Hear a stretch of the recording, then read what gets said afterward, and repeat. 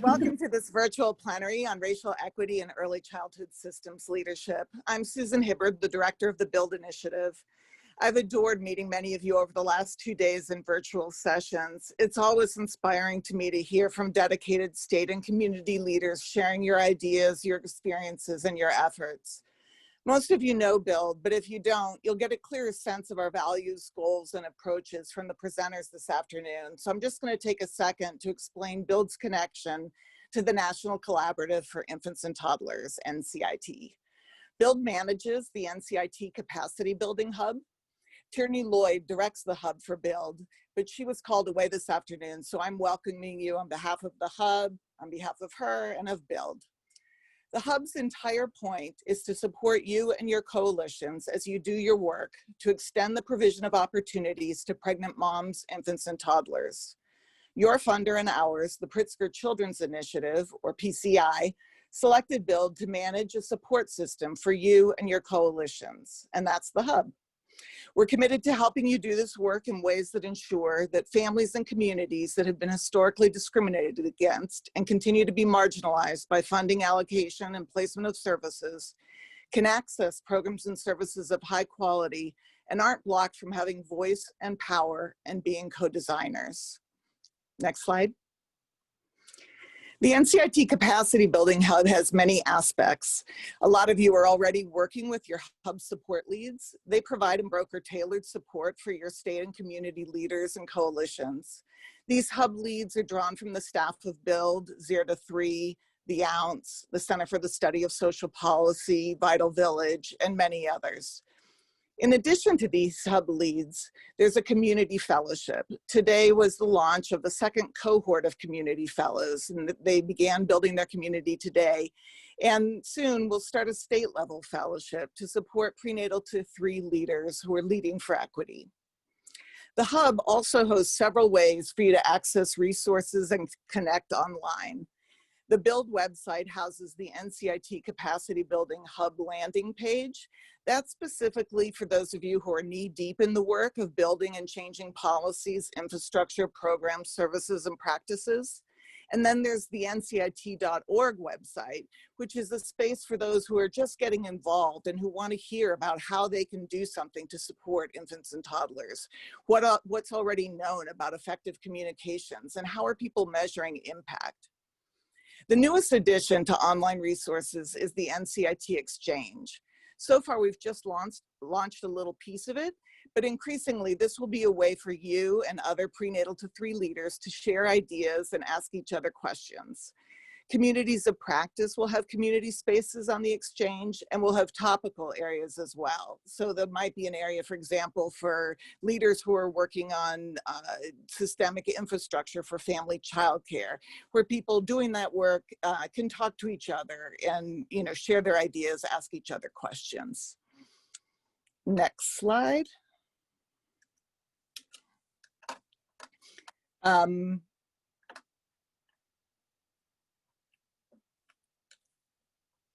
Sorry, I just lost my spot.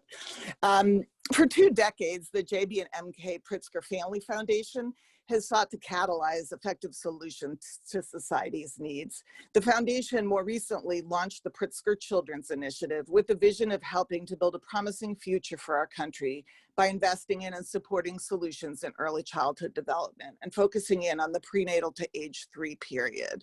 This slide restates PCI's big goal for expanding access to services for families and their infants and toddlers who are low income. And when we look at this big goal and think about what it will take for all of us to come together and move the needle for young children and families, it's great to know that there's someone at the helm of the Pritzker Children's Initiative like Gerry Cobb. I have the pleasure to introduce Sherri, who used to be a builder and is now the director of the Pritzker Children's Initiative, and she'll say a little bit more about the overall effort. Sherri? Thanks, Susan. Thank you all for being here today and being a part of this important plenary session. I'm not going to take a lot of your time because the priority is truly to get to today's content. Given that we weren't able to be together in person this year, though, I wanted to take some time to just talk through where we currently are with this initiative and where we're headed. And while I'm the person speaking today, my remarks reflective of what I've heard from the PCI team, the hub leads, and all of you. Next slide. It's been a crazy year. We launched the year by making the decision to expand our network to 20 states and 10 communities, focused on prenatal to 3. You all are taking very different approaches, but we're all committed to a vision of creating a better system of services and supports and funding for infants and toddlers and their families beginning prenatally. And that's what links us all together. And then COVID hit and the world changed, and all of you stepped up to do what was necessary. And in the midst of the chaos, you never wavered from your conviction that your prenatal to 3 agenda was still a high priority in the midst of all of the other priorities. On the days when I'm worn out and wondering if this is possible, I think of all of you and how hard you're working, how committed you are to making this happen, how many balls you were balancing in the air with your own personal situations with your families and the struggles within your own organizations. I am inspired and grateful for each and every one of you. Next slide. For some of you who are newer to this partnership with the Pritzker Children's Initiative, I just want to share a quick overview of our strategy so you can see how you fit into it. I keep saying that we need to redo this diagram to show our funded states and communities as the center of the strategy, but we haven't gotten around to it. But please know though, as you look at this, that every other component of our overall strategy is pointing at the work you're doing and how we can better support your work and leverage new opportunities through our capacity building efforts, our movement building support that includes all of you at the local and state level, as well as our national partners, our scaling and innovation efforts through such programs as Family Connects, Help Me Grow, and Centering Pregnancy, and our work to develop a measurement around social emotional development that can ultimately reflect where children are developmentally. Next slide. There are a few other things I just want to emphasize as we evolve in our overall strategy and learn from you as to what is needed. And I really emphasize that we're evolving as we learn from what you're doing. First of all, racial equity. This one and only plenary session that we're having this week, that we're doing and having it on equity is no accident. You must be seeing our questions about equity in everything you're doing. Build is integrating it into all its work with you, and there will be special leadership opportunities that will arise over the next year related to equity. At the foundation, we have our own performance goals related to equity. How are we assuring our prenatal to 3 investments lead to equity of opportunity for all infants and toddlers? How do we shift our grant making to assure we're reaching an equitable representation of perspectives and people that reflect the diversity of our country? Does our staff reflect the diversity of our country? Are we perpetuating inequity versus equity? These are all questions we hope you're asking yourselves, and we are at the foundation. And for those of you who are advocates, the challenge is in thinking not just about the resources you're able to get through appropriations, but how are those new resources going to be used? Does legislation need to be structured in a way that assures the new resources will be used through an equity lens?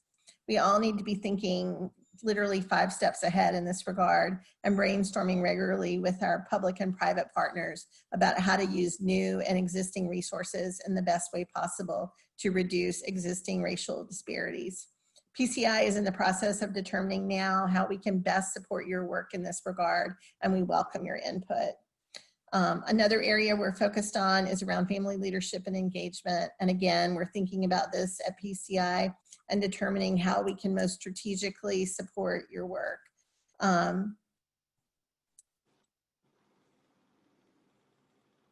Sorry, I lost my space too. And how to increase family engagement and empower families to be leaders on their own behalf and speaking out about their needs and desires. I think everyone, at least on the surface, is working to incorporate family voice into your work, but how meaningful is that input, and do they truly feel empowered to speak up and be leaders? We have the potential to assure that an entire generation of families are leaders on behalf of their children and themselves, and to be informing the systems we're creating. Who knows better than they what their reality is and what their needs are? How are we assuring that we're reaching out to them, empowering them, and listening to them? And that takes working through your community partners. The state cannot create this system on its own. Communities can't do it on their own. It takes a partnership across the state, the community, and families. And together, we have the potential to not just tweak the system for babies and families, but to transform it. but it takes all of us working together. Financing is another big area. Probably sounds crazy to say that given the dire economic situation we're in, but now is actually the perfect time to be engaging in these conversations. The longer you put off the conversation, the longer it will take to get where you need to get to.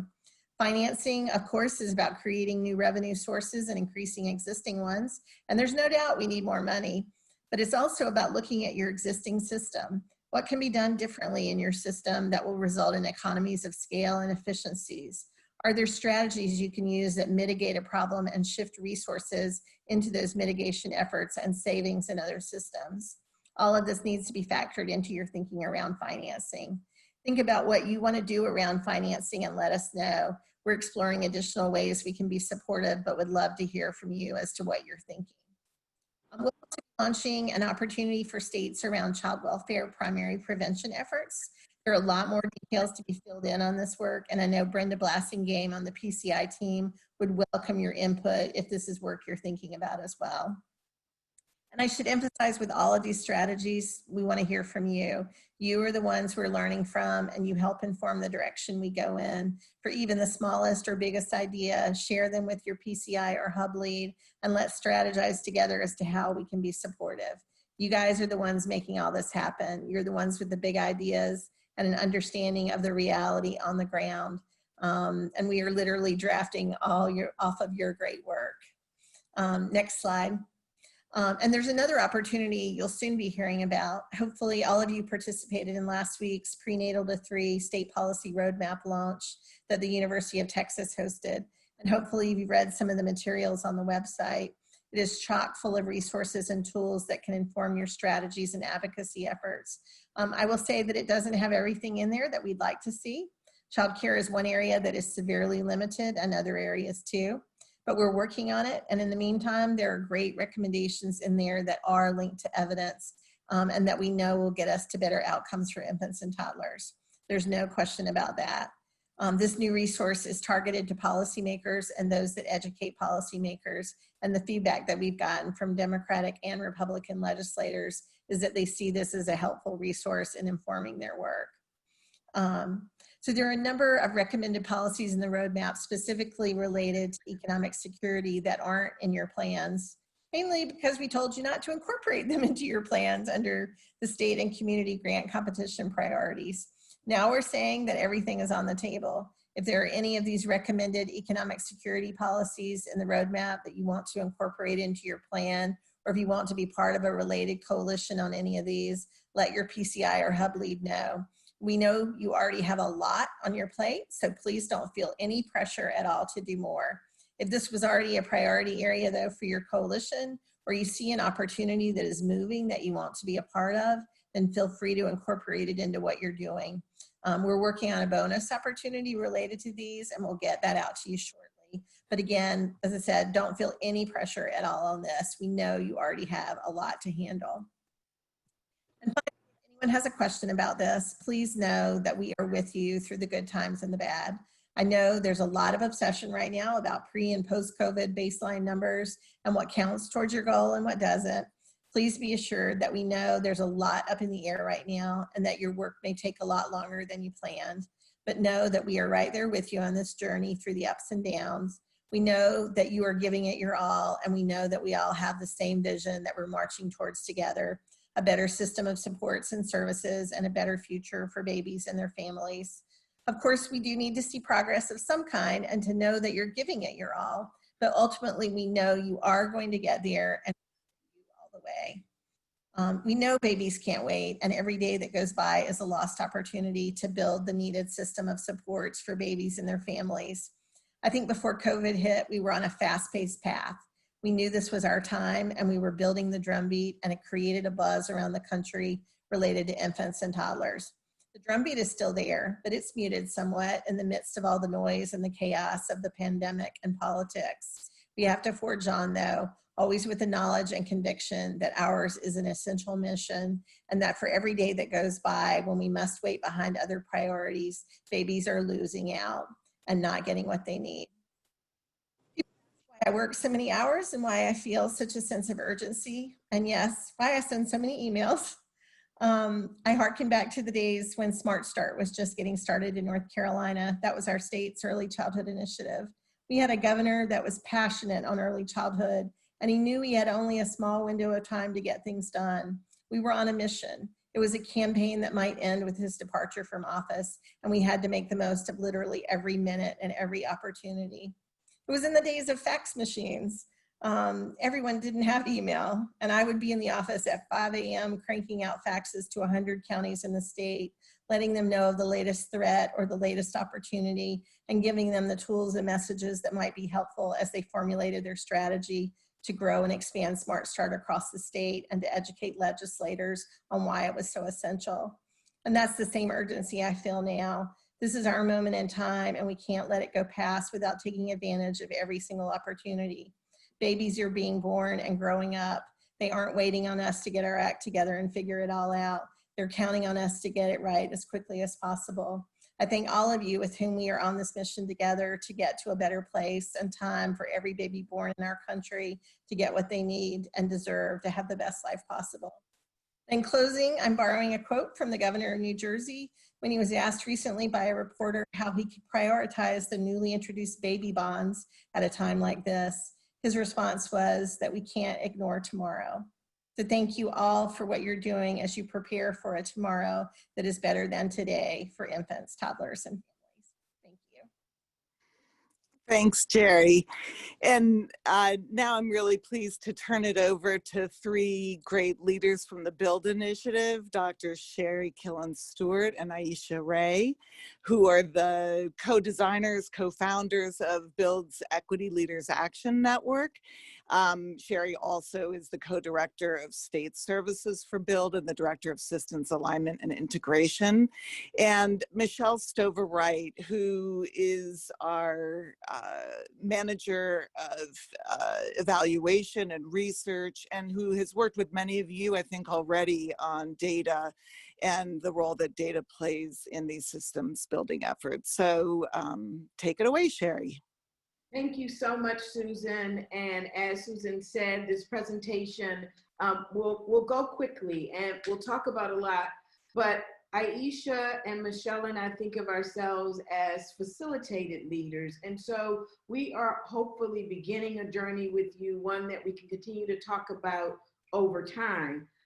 What's most important is that you all are here because you are a critical part of our ability to do this. Our ability to do work and focus on equity is grounded in each and every decision that you make. So as we offer you ideas and a process, know that we're available for ongoing conversation, that we're actually today laying a framework, but not knowing that there's more to share and more depth of work to do. And we like to do that on real problems, on real work that you're dealing with. What we hope to do today is to increase your understanding around the importance of focusing on racial equity and developing effective, high quality early childhood systems. We hope that you get a better understanding of the importance of disaggregating data by race, because we know that if we don't do that, we may end up providing service to a wide range of individuals, but not impacting the racial inequity. We also want to talk to you about processes that you can use with your coalition and in your own work. And we want you to lean in and recognize that we see you, regardless of your role in your organization or in your place, as having the opportunity each day as leaders to use that role and authority and responsibility to advance the change. And if we don't leave you with any other message, we want you to recognize that to do this work well, you have to build and sustain relationships with the children and family you seek to serve, the children and families you seek to benefit. It's really foundational to the way we think about the work. It's where you get your understanding of what the barriers and the opportunities might be. Some of what we'll talk about today may make you feel uncomfortable in this time of racial unrest. All of us are trying to understand, learn, and grow more, but we urge you to stay in the conversation and to use the chat to really have a conversation, both with us and with each other. We expect you to experience some discomfort. None of us should be happy with the current state of the world, the current state of treatment. We've had for African Americans over 400 years of policies and practices that we can really demonstrate have been designed to exclude. And many of you come from other races or other cultures or other communities where that also may be a part of your story. Please don't expect that we're giving you the whole story today. We're actually giving you less than an appetizer and hope that we get you excited enough that you really want to apply this thinking to your work. Listen and be critical, and hopefully we're all coming as learners and hope for a better future, because we do believe when we're intentional, we can have a better future. So first we want to figure out who is in this conversation with us. As we said, we're facilitators and we want to know more about you. And so we're going to launch a poll to have a better understanding of who you are and what race and ethnicity this group represents. Give you a couple seconds to do that. We'll close it in a second. We'll close it at the end of the section. One of the things that's important to us in our work is your why matters. I do this work and I'll share with you some stories, but we want you to understand why you're doing this work. Why is it important that infants and toddlers of multiple races and backgrounds, Black, Native American, Latinx, have a strong background and a strong future? You know, we could take current history and look at the coronavirus, and we know that it depended on what hospital you went to and whether or not you would get the test depended on who you were. And we don't have to look far to find that evidence. And we knew that some hospitals had access to respirators and some not so much. And this clearly was all over the news around race and diversity and situatedness. Also, through this current environment, we know that groceries were hard to find. They were hard to find for 35 million, not 39 million people prior to COVID, but it got even harder as the shelves started to be empty, as the products were not there, as some people didn't live near fresh fruits and vegetables, and we said stay home, they were not able to get. In an urban community, that's a grocery store is over a mile away. In a rural community, that's over 10 miles away. And so access to foods and vegetables, and state policy mattered. States that had checks that people got for food supports, it made it more difficult. And we saw aid organizations all over the country really leaning in, regardless if that was their mission, to make sure folks had access to foods, fruits, and vegetables. We know housing policy has led to a lot of the inequities. This article talks about climate change and the fact that a lot of built environments for low-income families, people didn't consider trees and shade. And so when we think about children and families and the increasing temperature of our country, it really causes a challenge as climate change, especially for children and families who experience health concerns. This article talks about what's killing Black infants. And as folks interested in infants and toddlers, you know, it's easy to say we should be back sleeping and keep your prenatal appointment. But when you talk to families, they actually talk to you about the quality of care they get. If you read this article, you'll hear the other stressors that are in the lives of African American women and their families. So I want you to put in the chat while Jonathan tells us how the poll came out. What is your why? Candace put in the chat the article on what's killing America's Black infants if you're interested in reading it.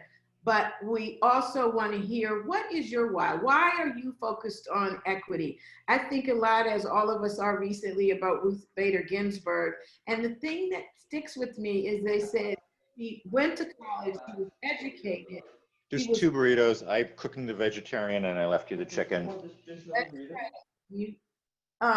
She was a female who finished, highly educated, top of her class, and couldn't get a job. And a part of her career became gender and gender equity, whether she worked with males or whether she worked with females. So our why drives some of who we are. It's the reason we should have a diverse workforce, because we bring other experiences. So looking at who's here, there are about 30% of you who represent cross systems. There's about 52% who identify as early education and care, less in the other areas.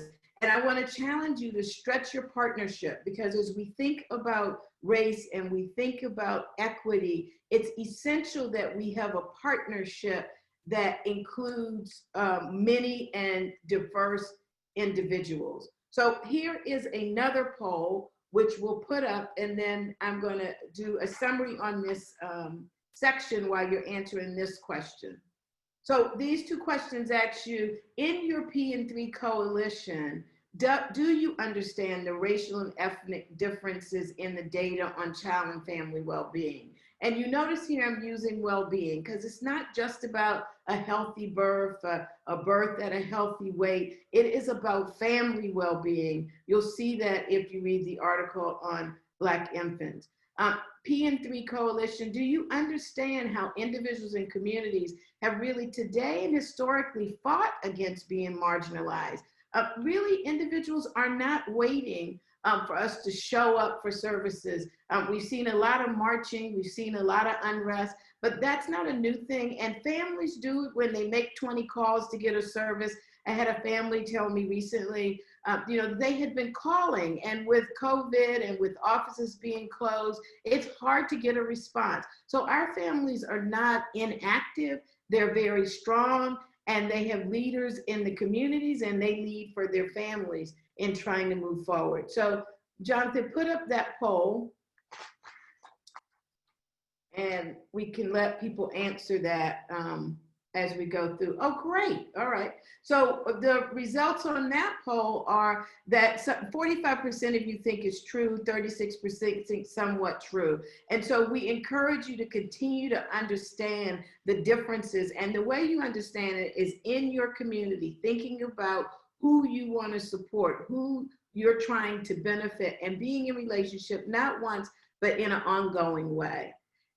Your coalition, understanding that people have historically fought against, 46% somewhat true. And I encourage you to do more reading or access for suggestions, because that is true across populations, that people have fought historically for themselves and their families and for their communities. So before I turn it over to Aisha, I want to leave you with a couple of thoughts that we don't get to spend a lot of time on, but race is a social construction. It is not significant or related to a biological significance. And inequity is grounded in historic multiple policies. Show us the policy, show us the practice, and we could show you how it's disenfranchised or excluded groups, especially Blacks, American Indians, Latinx people, some Asian Americans, and Pacific Islanders. And there is a long legacy of this that has led to housing segregation and poverty and barriers to opportunities. So I thank those of you who are popping in your why. We'll get a chance to look at those as we go through, and I encourage you all to get in conversation. I encourage more of you to do it. Aisha? Good afternoon, everyone. I hope you are all well, and I'm going to, like Sherri, try to move through a set of slides rather quickly so that we have an opportunity to hear the entire presentation, including our colleague, Michelle. One of the things that we wanted to highlight is that in this initiative that you are engaged in, there is a big goal, and the goal really is systemic change. And we found in the documents and in reading and talking with others in this project that these big goals include developing data systems around infant and toddler care and support, as well as policies and practices that are relevant, and the research, of course, coordinated planning and financing, political will and engagement, building public will for continuous quality improvement, and coordinated intake and referral of family services, and of course, workforce development.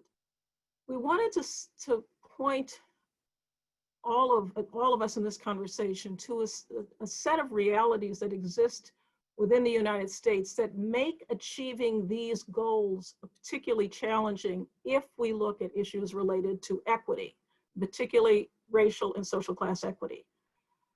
Structural and systemic racism is a huge barrier to achieving these goals. It's not that they're not achievable, but it will require all of our efforts to make these 6 things happen for young children prenatal to birth to 3 years of age.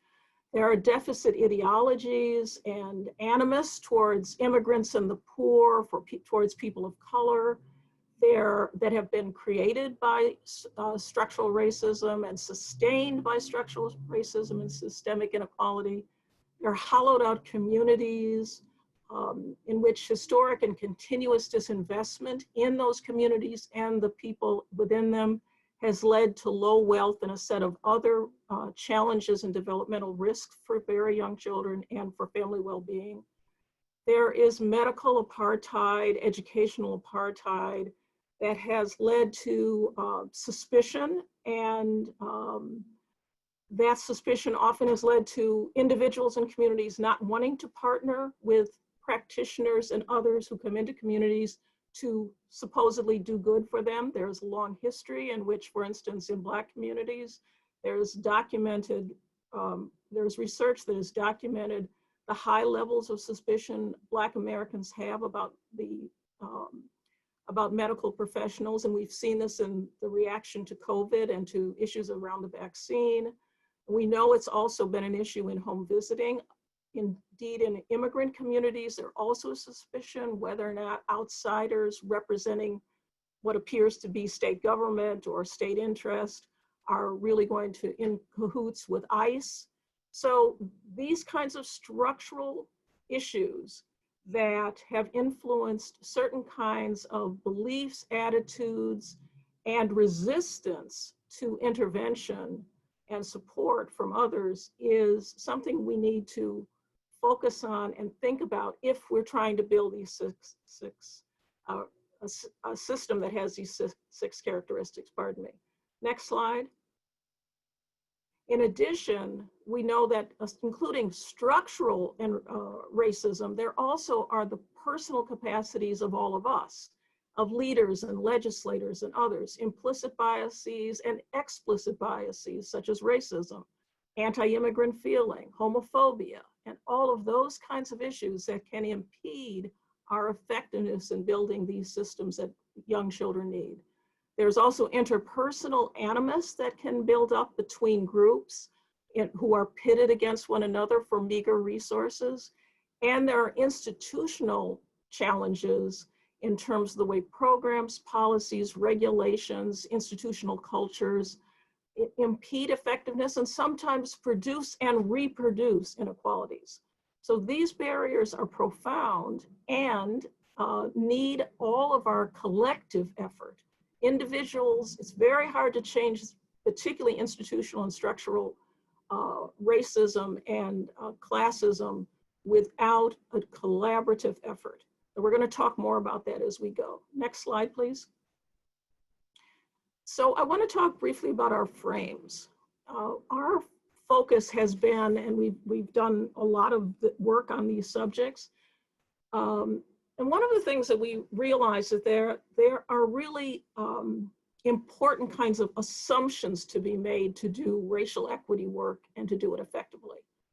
One of them is that equity leadership requires these 4 issues, these 4 capacities. The ability to increase opportunities for children and adults who care for very young children of color and in poverty. This means, of course, we all have to understand how opportunity structures are created and how they are different for different groups of children within the society. And therefore, and also then how to dismantle and change them. We need leadership that is able and committed to removing barriers to opportunities and to make sure that children have the opportunity for optimal growth and development, and as well as their families and communities. We need leaders who are able to ensure that resources, burdens, and rewards are distributed in ways that remove and do not exacerbate inequalities. We want to make sure that all children and all families are able to be supported and not further disadvantaged by the interventions we make and propose.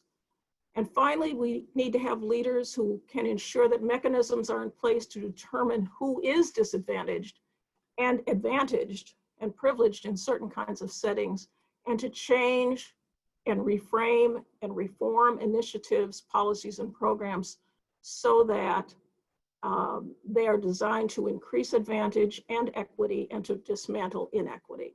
Next slide, please. Another assumption of ours is that it is absolutely critical to understand, as Sherri pointed out in her opening remarks, the complex history of this country and its impact on the problems we see currently. I know in the United States, sometimes when people talk about these issues, there's a reaction that says, well, I wasn't alive in 1619 or 1847 or whatever. Of course, none of us were. But the reality is we live in a country shaped by what happened in its past and continues to live in it in current circumstances and reality. So we need to understand how history, culture, and identity and how they interact.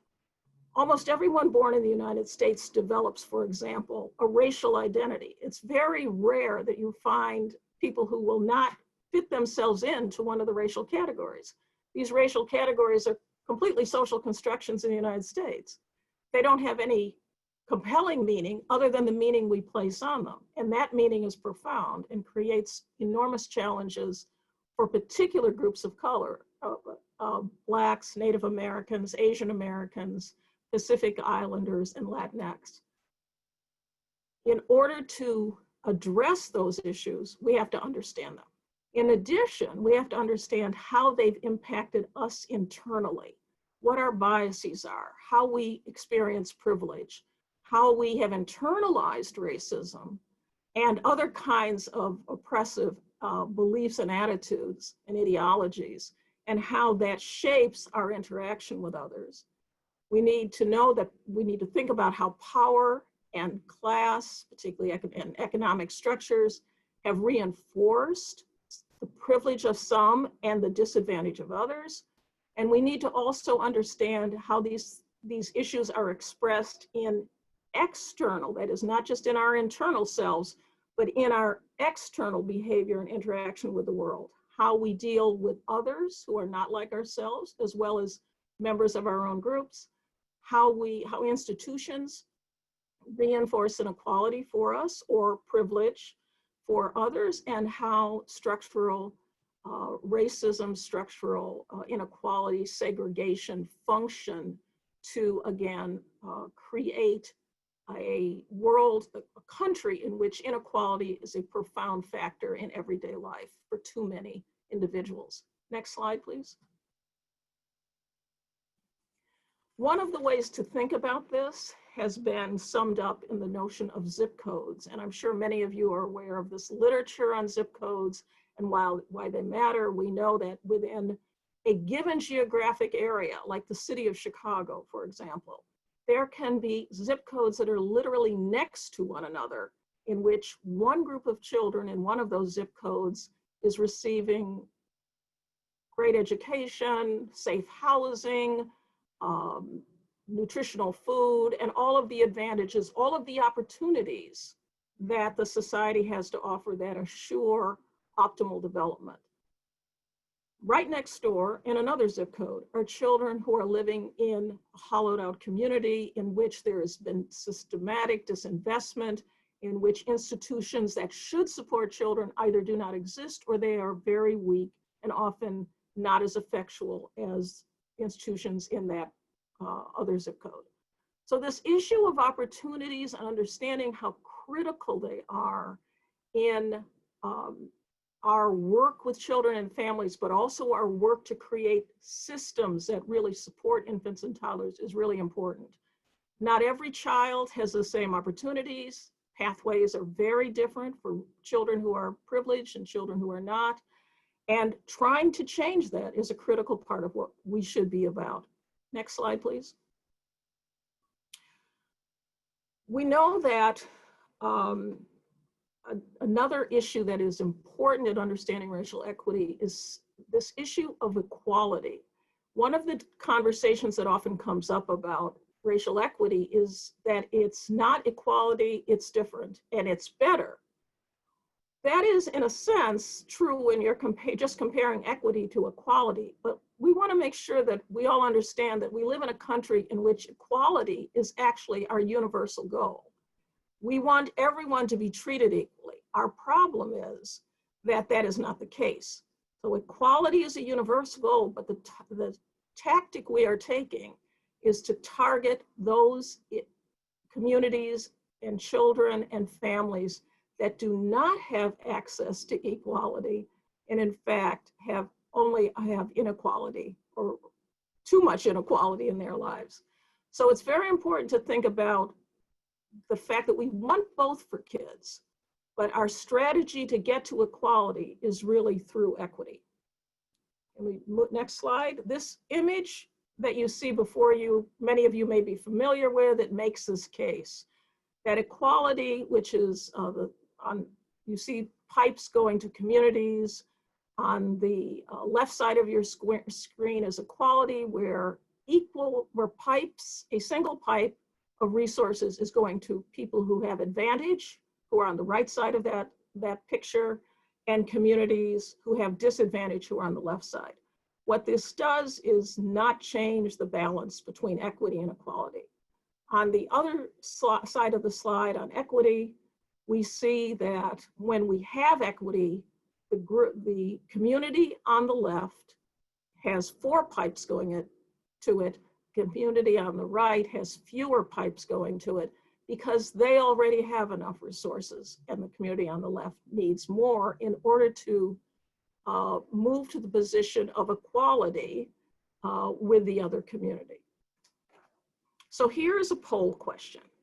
We'd like you to think about and answer with regard to how children and families with different backgrounds, experiences, and identities experience state and local services, programs, and policies in your community. Do you feel that you and your programs, your agencies, et cetera, have an excellent understanding of these children and families and communities? A good understanding, a little understanding, or no understanding at all? So in terms of understanding people who are different, how good do you think is your understanding and of those folks? So while you're thinking about that, we're going to move on to talk a little bit more about the problem of frames. And one of the key frame challenges that we have in this country is that we have essentially come to a place in the United States in the last about 20 years, and there's a lot of sociological and psychological research that confirms this, in which people have learned to basically say they're not racist and don't hold racist beliefs. This was not the case, for instance, in the 1950s and 60s. People would actually, Americans would actually say, I don't feel Blacks are equal to whites, or I don't feel that Mexicans are equal to white people, et cetera. But people have learned not to say that, and instead to say, I'm not a racist, I don't believe there's difference, I was raised in a way that respected everyone, and so on and so forth. But what research has shown is that it is possible to tease out of people their more complex feelings about others who are not like themselves. And when that research has been conducted, there are really kinds of 4 ways in which people explain inequalities between whites and people of color, particularly whites and Blacks are usually the comparative groups in this kind of research. And the 4 frames are frames that argue there is no racism. Everyone really has an equal opportunity in the United States. And if you don't take advantage of it, it's your own fault. A second frame is it's one's personal responsibility and to achieve in this society, which is kind of a version of the first, and that it's individualism, individual effort that really makes the difference. And that explains any racial differences we see. Black people just don't work as hard or aren't as committed to achievement as white people are.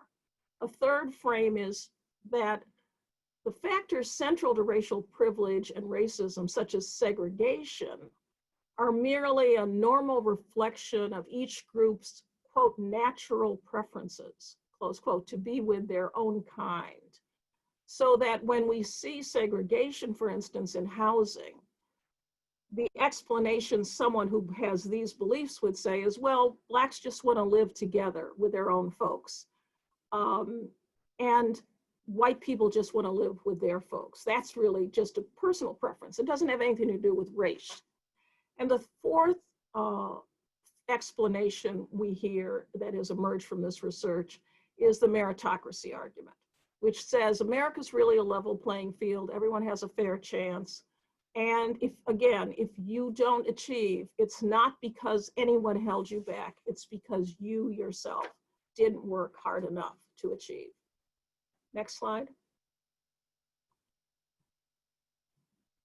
So I know that someone, I just briefly saw a comment that someone had made that this is painful to hear. And of course, it is painful to hear. And it's a difficult topic to talk about. So I appreciate the comments.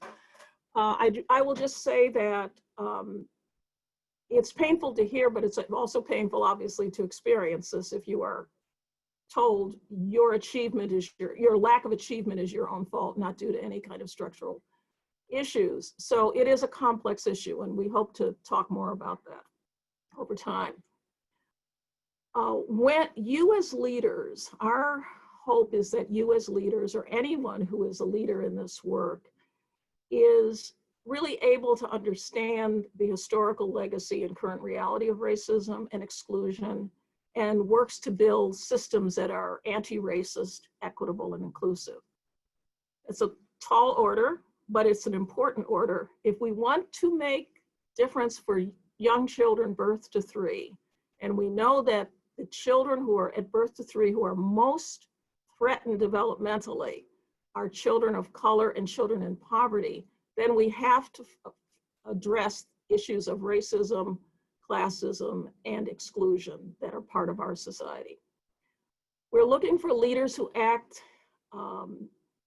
in identifying and using strategies and best practices to disrupt racially inequitable early childhood systems and to eliminate disparities and disproportionality.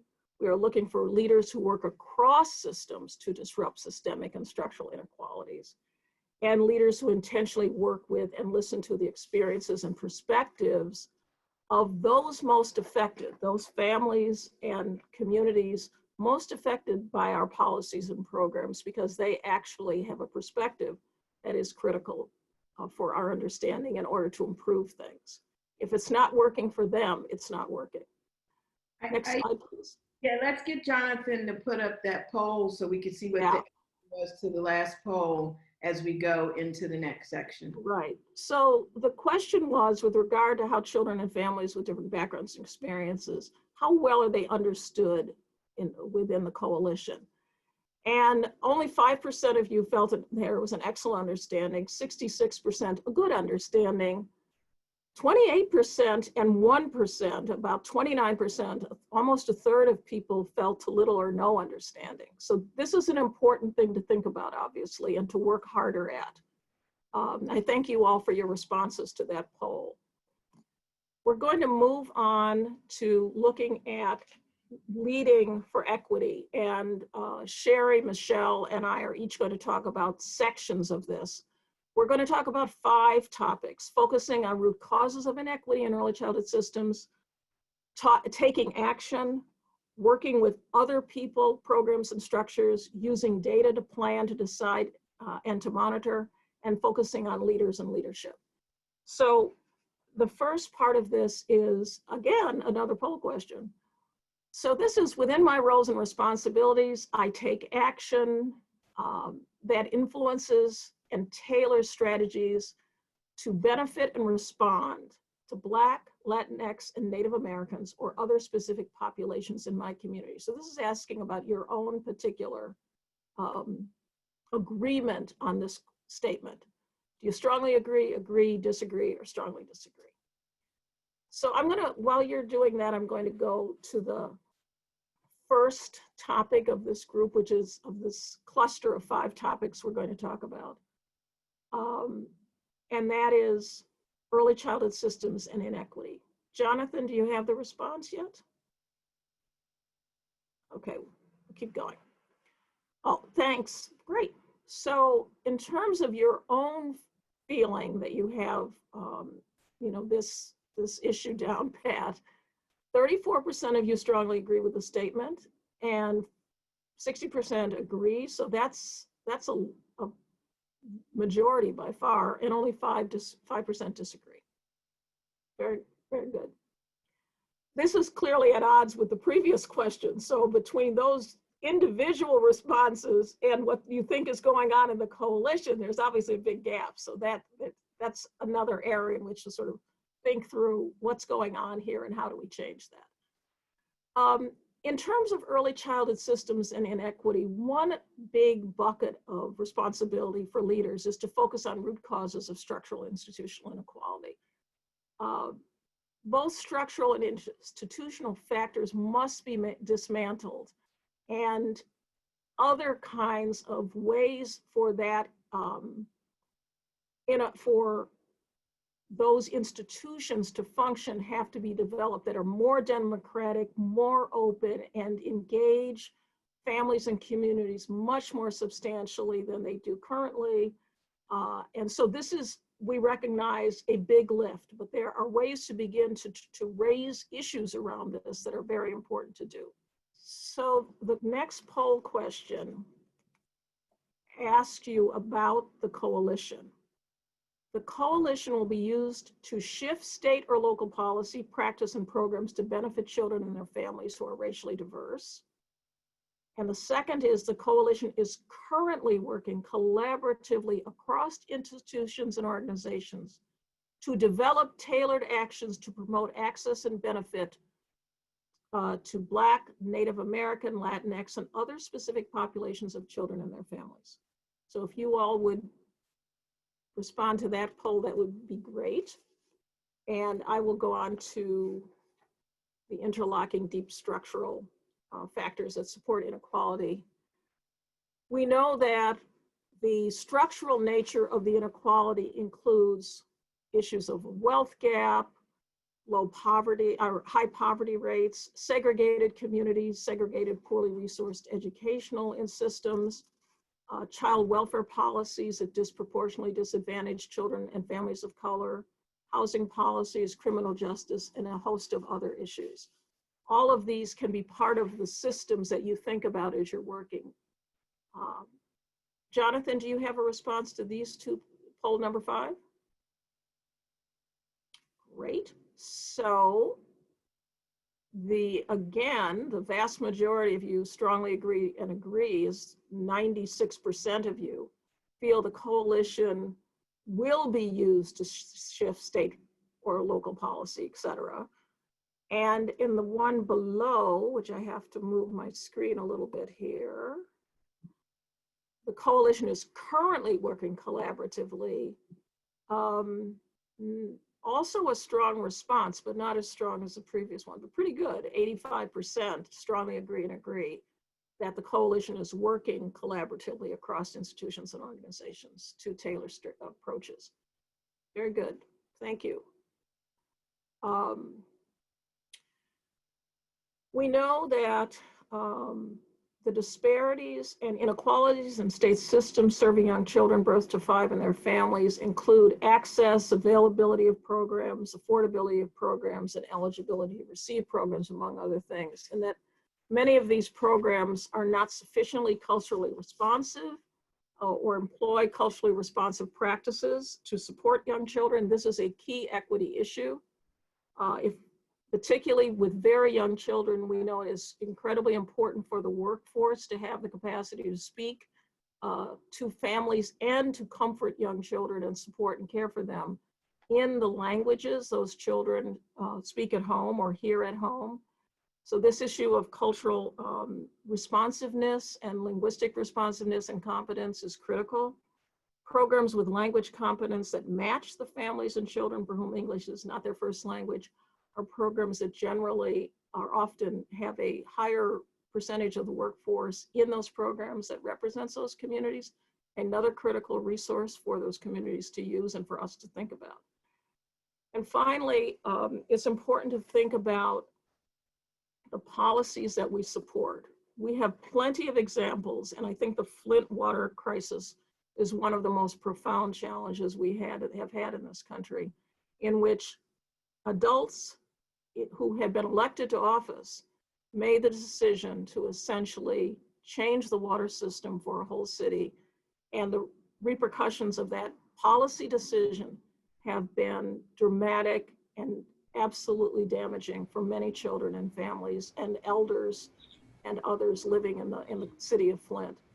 We know that policies and leadership can threaten or support child, family, and community well-being. I'm now going to turn this over to Michelle. I'm sorry, to Sherri, and she will talk for a while, and then Michelle. Thank you for your attention. Thank you, Aisha. And I just want to reinforce quickly a couple of points that we've made earlier, but we really think is critical to your process. And that first one is taking action. We've asked you about being a leader. We've asked you about your coalition. And that was intentional because we really believe that there's 4 levels of action and you need to be thinking about where you're making the difference. You know, in the current environment, a lot of folks are thinking about their own bias and their own personal privilege. And we encourage you to read and talk to others and continue to understand. We also encourage you to be in relationship with the people you want to benefit. We think about that as action at the interpersonal level. I've had the privilege of talking to people in the Flint community and going back to the fact that people advocate for themselves and all the calls they made when that water smelled that went ignored by the leaders in that community. And so we encourage you, if you're trying to support, or a large number of you said, yes, my coalition is working to support racially diverse Black, Native American, Latinx, immigrant families and children, then you should have a regular ongoing relationship where you can learn. The first conversation won't be the one that tells you the most. It's the third and fourth conversation, because it's not about just going and listening and walking away, but rather staying in relationship. And then we want you to be able to make institutional change. And we saw on the earlier survey that many of you feel like you have the power. A few of you don't. I encourage you to get in relationship and talk that through. Whether you answer the telephone at a building and take somebody's question and move it forward, or you actually are the one who's interpreting policy, you can make a difference in terms of institutional action. And then finally, structural. You heard us talk about, it's not enough, and we see it in this webinar, a large number of you are representing early education and care. You gotta get your housing partners and folks who work on jobs and employment to be at the table with you, because equity isn't about strong quality early childhood environments. That's important, but it's a whole lot more for families. In fact, I heard a story recently where someone went out and talked to families and they were trying to increase immunizations, which would be important for you thinking about infants and toddlers. And when they went to the community to talk to people, they said, look, we hear you, we're not getting our immunization, but this street light is out. And if you don't get the street light fixed, then our kids can't ride the bike, we can't walk safely in the community and the neighborhood. So we have to be willing to be in relationship, and we have to connect with people and bring partners that can address the things that we may not be able to address.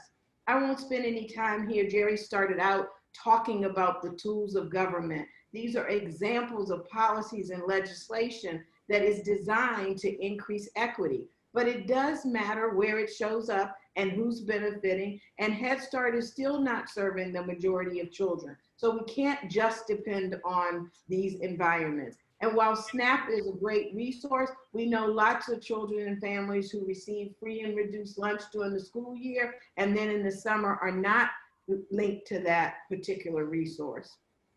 We want you to think about universal goals, that all children have loving, responsive, consistent caregivers, but then through that relationship of talking with families, understand what we need to do for that specific family, that specific community, that specific area to really target. Home visiting being something that Aisha mentioned earlier, it's designed, and it often works at the interpersonal level by removing barriers that we encourage you to talk to home visitors about, so that you then move it to the institutional level, so you don't need a home visitor to get a doctor's appointment or move something up or to get a response.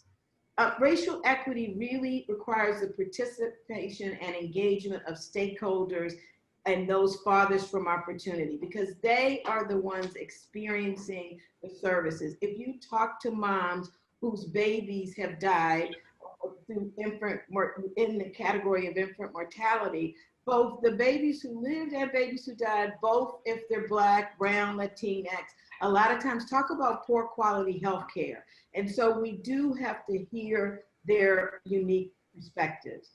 The third point, and we've said it multiple times now, is you've got to work with others.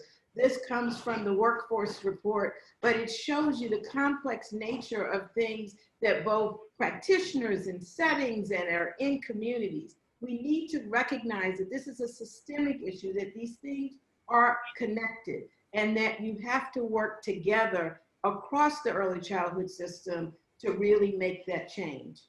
We've made this point as well, that leaders listen to those they serve.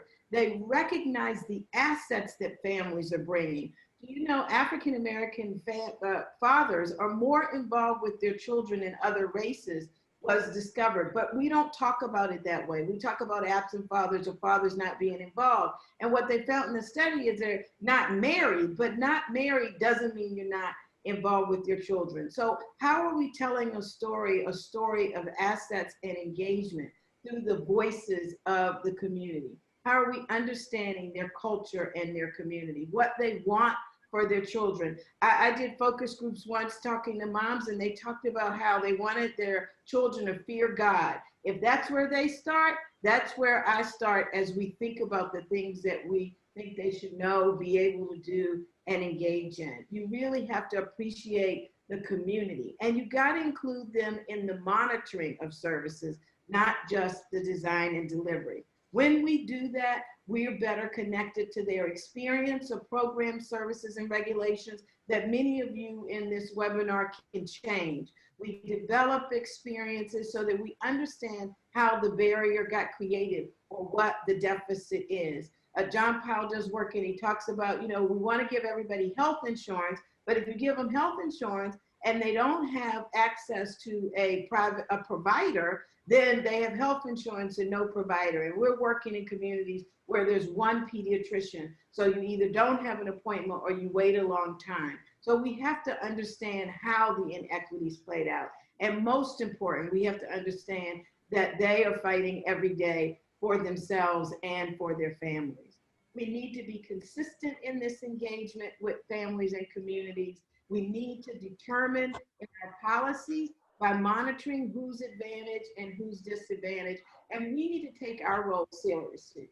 This isn't about other people's work. This is our work. This is our work to use your roles and responsibility to advance decisions and processes that advance equity. So I'm going to turn it over to Michelle, and she's going to talk to you about data. Thanks, Sherri. Hi, everyone. It's great to be here today and have this conversation. So like Sherri said, I'm going to focus in on data and how we use data to think about inequities and to plan and really address and put together strategies to address inequities in our early childhood systems.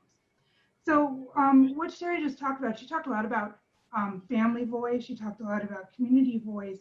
That is data.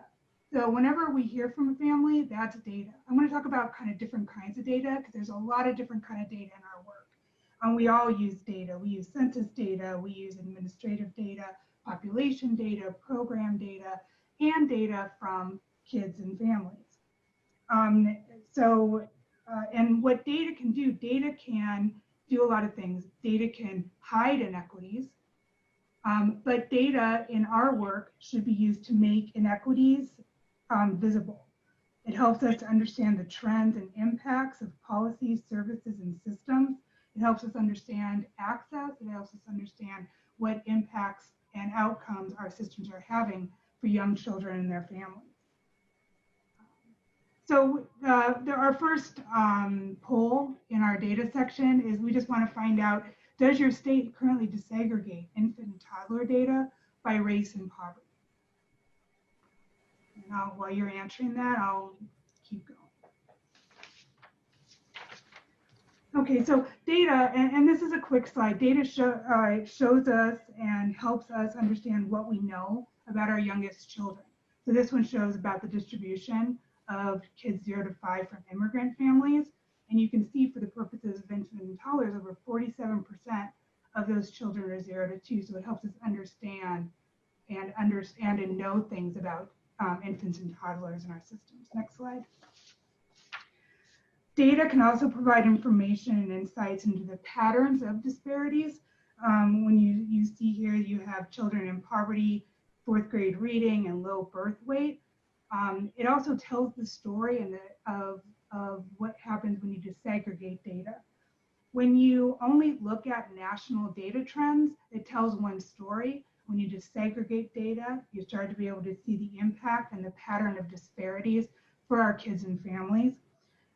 You see that children in poverty, for example, from 2015, when you disaggregate by data, you see that that African Americans, American Indians, Latinx have higher rates of poverty. And so it is better able and offers you the opportunity to really see what the realities are for kids and families, and shows the importance of disaggregating data and not just looking at national data or across population data. It also shows the importance of looking at different types of data. You can't just look at one data point or one area of data. Just looking at poverty data isn't going to give you access to information and strategies in order to move things ahead and to identify strategies and ideas. You should look across different data points. Next slide.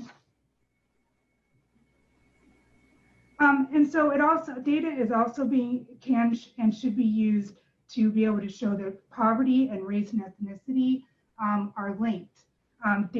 Poverty has an impact. It impacts access to opportunities for children and families and communities.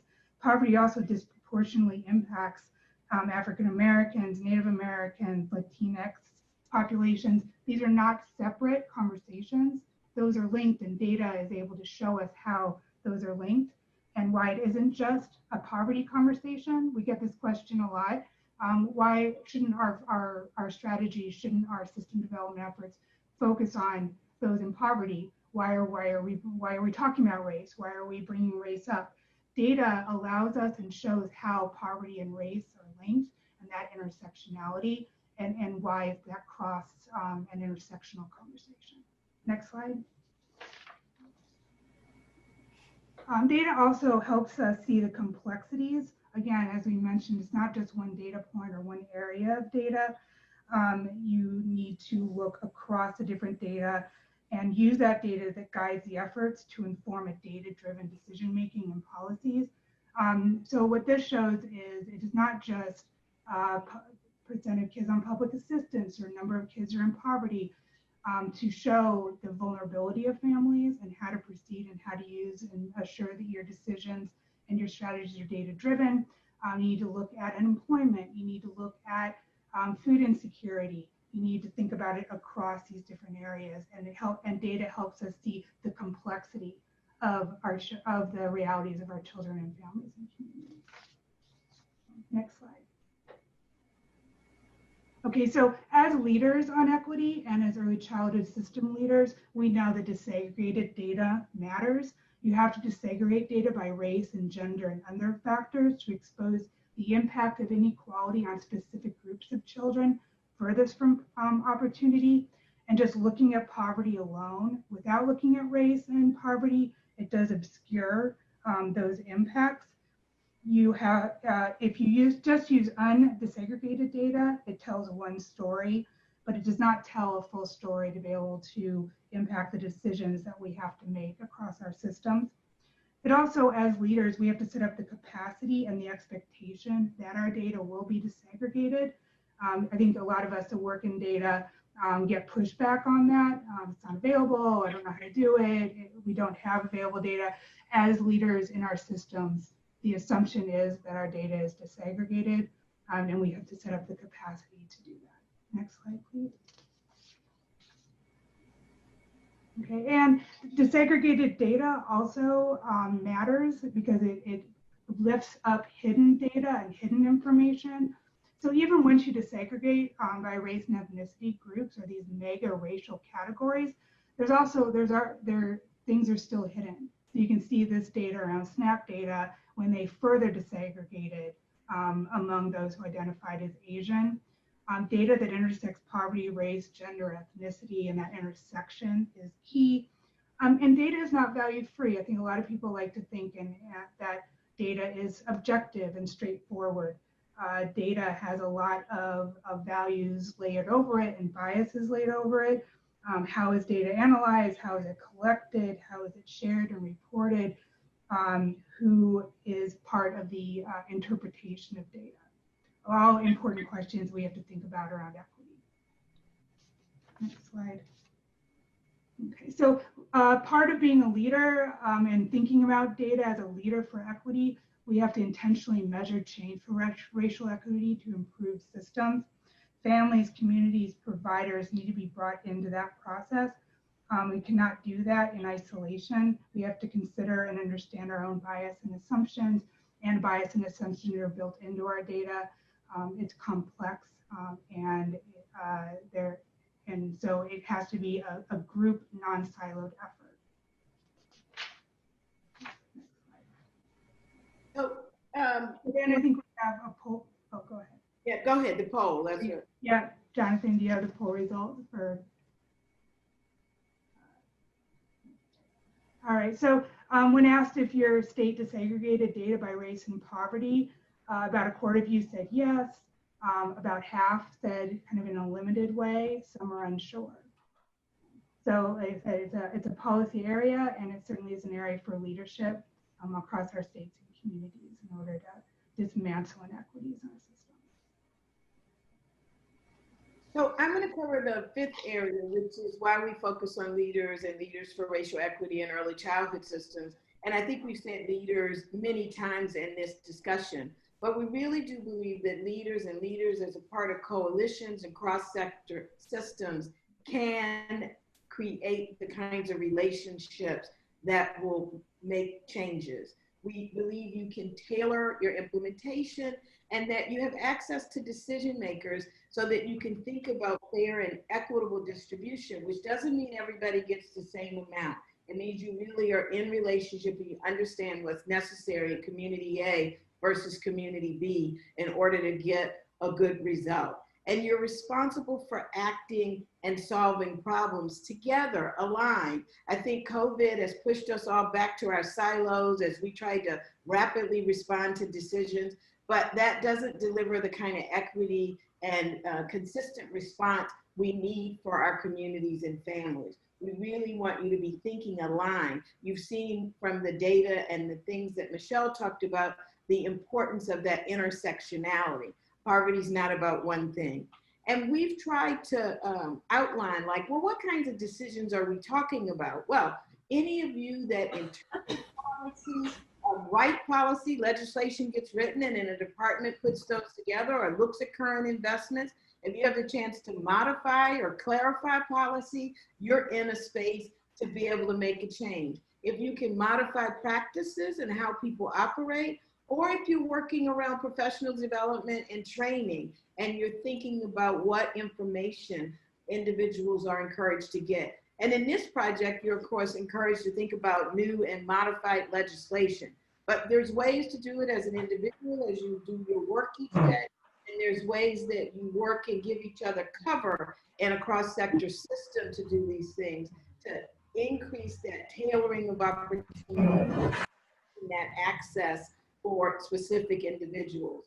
And this is just one example that Aisha and Michelle and I have spent some time on around making sure services are linguistically appropriate and responsive. So often we get the call, well, we need to translate it, we can't afford to translate it. Well, you could translate all your documents, but if the families show up and people don't speak the language and you haven't worked out how they can communicate and consistently deliver high quality in their language, then you have not done enough. And it requires multiple sectors to figure that out. So leading requires you have a deep commitment, that you're able to communicate and think about these issues. You have to be in relationships and in networks. And you have to feel comfortable failing. But if you fail while having a conversation with community and with family, then you're troubleshooting for continuous improvement. No one of us has a single right answer, and we must open our boundaries and include people who we wouldn't normally maybe work with. And some of us fear that we don't have the right answer. We're paid to have the right answer. And I encourage you, when you're thinking about equity, to be clear what you know, but to also be clear how much you don't know, if in fact you're really trying to support a specific population of children and families to benefit. So Michelle? All right, so thank you. I think we're looking, we have about 10 minutes left, about 5 minutes for our part. And so we want to just kind of share some overall themes and then kind of hear from you a bit. So we have some polling questions and some chat opportunities here as we wrap up. I do think we want to think, as you return to your work, what are those key questions? I think oftentimes you kind of, what should you ask yourself as you think about what action you'll take moving ahead? What are your specific early child activities for which you are responsible? What types of decisions are you accountable for making? What are your opportunities to influence others? And what decisions or issues can you influence others who do have that direct administrative authority? I think we hear a lot like, oh, I'm not really sure what I can do in my role. And I think one of our big messages is that you have some influence, you have some authority. Look at where those areas of influence and authority are, and then think about what those steps are and actions you can take from that area of authority and influence. And then some of our key takeaways is, again, you have the power to, in your current role, to act for racial equity and better child and family outcomes. The important use of disaggregated data. You have to think and work with the families and communities you serve. Work across systems. This isn't a single system conversation. Think about across systems, and it's not going to happen tomorrow. So it's a marathon. It's not a sprint.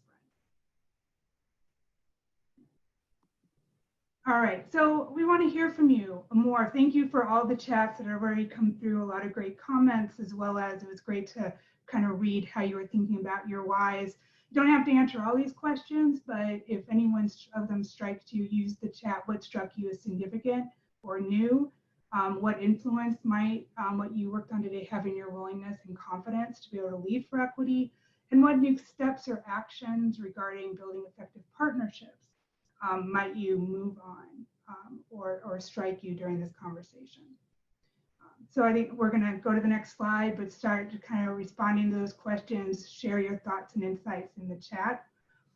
And then here's another chat question to think about is, what are your biggest challenges or opportunities in tailoring strategies to benefit Black, Latinx, Native American, and other specific populations in your state or community? I think a lot of times we talk about challenges, we like to talk about challenges and opportunities because every challenge is an opportunity. And every opportunity might have a challenge. So what does that look like and how you think about the work? And we'd love to hear your thoughts across all those questions in the chat. Okay, so we also have two kind of closing poll questions. We want to hear from you. So while you're putting stuff in the chat, if you could also look at these questions. When you think about the 5 buckets in which we just described and dug into a bit, which one in your mind is most needed to advance equity in your prenatal to 3 systems work? Or are none of them your priority or most needed? And then the second question is thinking about that bucket that you described above. If you picked one, what do you need to move it forward? Do you need more information about the bucket, specific strategies to succeed, mentoring and coaching? Do you need some data that's disaggregated by race, or are there other things that would be helpful? So thank you, Michelle. Thank you, Aisha, for partnering on this. Please continue to talk to us in the chat so we can hear what you're thinking and hear what you might want more of or need more of to continue to advance this work. But with that, I'm going to turn it over to Angela to give you a close, our colleague who is working directly with all of your communities. Thank you, Sherri, Aisha, and Michelle, for helping us really explore the value and importance of using racial equity processes as we partner with families and other key stakeholders to support pregnant women and the healthy growth and development of infants and toddlers. And really for helping us to think about our roles and the potential impact. I also want to thank all of you, state and community leaders, for joining in today. And I know we will be working closely together over the coming months and even years to advance equitable outcomes in our prenatal to 3 work. I'm Angela Fisher-Solomon, and I'm the Assistant Director here at the NCIT Hub. I want to reiterate that this is only a beginning of our conversation and the ongoing work to advance equity, so that the prenatal to 3 supports aren't just available to some, but to each and every child and family. And as Susan mentioned earlier, the Hub offers tailored supports to state and community grantees through your Hub leads. We have just launched a small part on the online exchange, and this is going to be a great place for you to do peer-to-peer networking and discussions and talk about shifting resource allocations and addressing disparities. The online community, again, is on the NCIT landing page, and we look forward to seeing you there. And again, we look forward to continuing to learn from you and to support you in this important PN3 work.